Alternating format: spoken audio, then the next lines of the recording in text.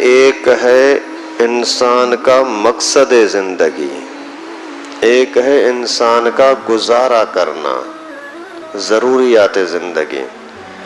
آپ کا کھانا پینا، کمانا، رزق روزی دھندا یہ ضرورت ہے، مقصد نہیں ہے۔ مقصد یہ ہے کہ آپ اللہ تعالیٰ کی عبادت کریں۔ دنیا کے اندر کوئی بھی چیز ہو نا، مثال کے طور پر آپ کو گھر میں چارپائی چاہیے تو اس کے لیے آپ جا کر کے لکڑیاں لیتے ہو، کارپینٹر کو، درخان کو اور بڑھئی کو پکڑ ڈھونڈتے ہو، پھر اس کے لیے کیل بنانے پڑے، اس کے لیے سارے جو انتظامات ہیں یہ ضروریات ہیں۔ مقصد یہ ہے کہ آپ کے گھر میں چارپائی ہو بیٹھنے کے لیے، سونے کے لیے، تو مقصد اور ہوا، اس کے لیے ضروریات اور ہوئیں۔ اسی طرح سے کوئی بھی کام ہے، مثال کے طور پر آپ مزدوری کے لیے جا رہے ہیں، کوئی کام دھندا کر رہے ہیں تو وہاں جانا، سیٹھ کے پاس کام کرنا اور سامان وغیرہ کو ادھر ادھر کرنا، یہ ساری ضرورتیں ہیں۔ مقصد یہ ہے کہ آپ کو 2 روپے ملیں، آپ پیٹ کا گزران کر سکو۔ تو انسان کے اصل چیز جو ہے، اصل مقصد پیدائش کا، زندگی کا، وہ عبادت ہے۔ اگر کوئی بندہ دنیا کے اندر ان مقصد کو چھوڑ کر کے اور ان ضرورتوں میں لگ جائے تو یہ اپنے ساتھ بہت بڑا ظلم ہے اور یہ کوئی عقل مندی نہیں ہے۔ اسی طریقے سے اللہ تعالیٰ کی عبادت کو چھوڑ کر کے اور رزق روزی میں لگ جانا، یہ پھر کوئی عقل مندی نہیں ہے۔ اس حد تک رزق کمانا، روزی کمانا، دھندا کرنا کہ آپ کی ضرورتیں پوری ہو جائیں، گھر کا کام کاج صحیح چلے، یہ عبادت ہے۔ اس سے زیادہ پیسے کمانا تاکہ زیادہ ہو جائے، ضرورت کے ٹائم پر آ سکتے ہیں، کام آ سکتے ہیں، یا پھر کسی اور کو دینے کے لیے جائز ہے۔ پہلے والا جہاں تک مجبوری ہے وہاں تک کمانا فرض ہے، جیسے نماز پڑھنا فرض ہے، اسی طرح سے حلال روزی کمانا یہ بھی فرض ہے، لیکن ضرورت سے زیادہ جو کما رہا ہے یہ جائز ہے۔ لیکن اگر اس نیت سے زیادہ کما رہا ہے کہ میں غریبوں کی مدد کروں گا، مسجد میں دوں گا، مدرسوں میں دوں گا، محتاجوں پر خرچہ کروں گا، تو پھر یہ مستحب ہے، بہت بڑا ثواب کا کام ہے۔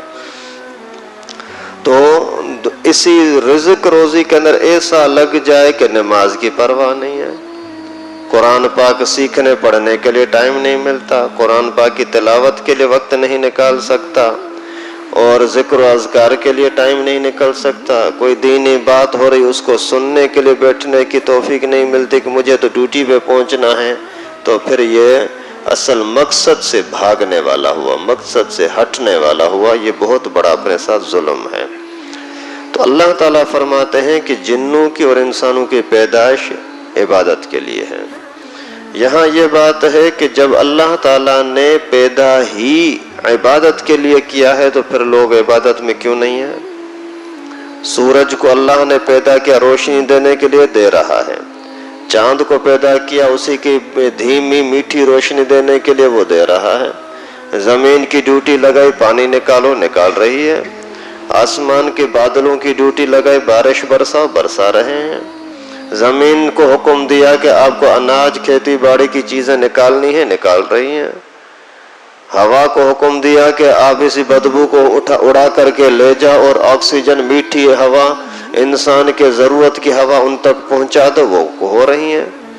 ساری چیزیں جن کو جس کام کے لیے اللہ نے پیدا کیا وہ ہو رہی ہے، انسان عبادت کیوں نہیں کر رہا؟ اس کے اندر اور ان کے اندر فرق کیا ہے؟ فرق یہ ہے کہ ان چیزوں کے لیے جہنم اور جنت نہیں ہے، انسان کے لیے جنت اور جہنم ہے، جنوں کے لیے جنت اور جہنم ہے۔ ابھی جب ان کے لیے جنت ہے یا جہنم ہے، یعنی آزمائش ہے۔ جب آزمائش ہے تو اس کے لیے تھوڑا بہت اختیار چاہیے، اختیار ہوگا تو آزمائش ہوگی نا۔ ابھی سورج بولے میں روشنی نہیں دیتا، یہ نہیں کر سکتا۔ انسان بولے میں نماز نہیں پڑھتا، کر سکتا ہے۔ تو یہاں اس کو اختیار ہے، نماز پڑھنا نہ پڑھنا، نیکی کرنا برائی کرنا، میٹھا بولنا کڑوا بولنا، اخلاق کی زندگی بد اخلاقی کی زندگی، دین کے ساتھ جڑے رہنا، دین والوں سے کٹ کے رہنا، یہ سارا اس کے پاس اختیار دیا۔ ابھی اس کا انجام پھر اللہ تعالیٰ نے بتا دیا کہ دین کے ساتھ جوڑو گے، پیغمبر کریم کے ساتھ جوڑو گے، صحابہ کرام کے ساتھ جوڑو گے، اپنے زمانے کے دین والے لوگوں کے ساتھ جوڑو گے تو آپ کو یہ دوں گا۔ ان سے کٹ جاؤ گے، نبی سے کٹ جاؤ گے، ابو جہل بن جاؤ گے، اور قرآن سے کٹ جاؤ گے تم جاہل بن جاؤ گے۔ تو پھر دونوں کا انجام بتا دیا کہ یہ کیا تو انجام یہ ہوگا، یہ کیا تو انجام یہ ہوگا۔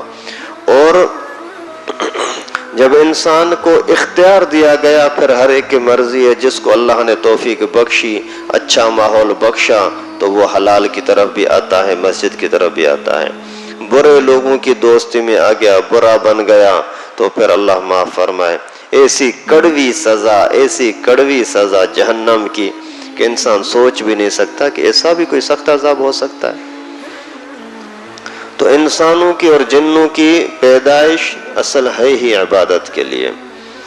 امام شاہ ولی اللہ رحمہ اللہ نے فرمایا ہے کہ عبادت کا خاص مقصد دو چیزیں ہیں۔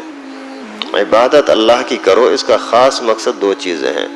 ایک العظمت لامر اللہ، العظمت لامر اللہ، دوسرا الخدمت لخلق اللہ، اللہ تعالیٰ کے حکم کی عظمت آپ کے دل میں ہو، اللہ کی مخلوق کے ساتھ خدمت کا جذبہ آپ کے دل میں ہو۔ یہ دو چیزیں، اللہ تعالیٰ کا جو بھی حکم آئے، نماز کا ہو، روزے کا ہو، اور زکوٰۃ حج وغیرہ کا ہو، کام دھندے کا ہو، اس میں اللہ تعالیٰ کے حکم کی عظمت تمہارے دل میں ہو۔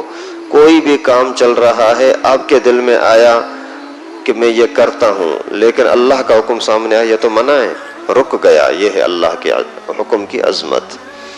اور الخدمت لخلق اللہ، اللہ تعالیٰ کی مخلوق کی خدمت کرنے کا جذبہ ہونا۔